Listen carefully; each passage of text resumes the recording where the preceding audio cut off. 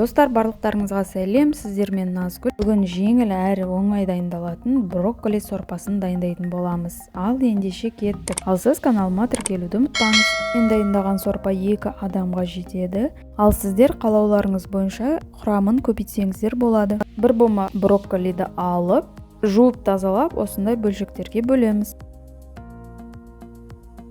Одан бөлек бір пиязды тураймыз. Сәбізді 4 бұрыштап тураймыз. Көкөністерді турап болғаннан кейін сорпамызды жасауға кірісеміз.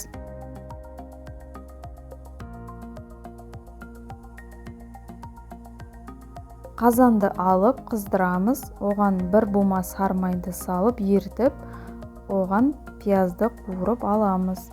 Пияздың үстінен сәбізді салып жақсылап араластырамыз. Тұз, бұрышты себеміз.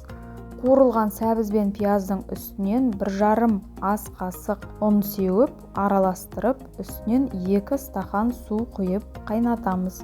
Суымыз қайнағаннан кейін брокколиді саламыз. Қазанның бетін жауып, брокколиді бұқтырып пісіреміз. Брокколи жұмсарғаннан кейін жарты стақан сүтті құйып, барлығын бұқтырамыз. Бұқтырылғаннан кейін блендермен еземіз. Біздің брокколидан жасалған сорпамыз дайын. Оған ас көк, лимон шырын, қаймақ қосып ішсеңіздер болады. Ас болсын достар.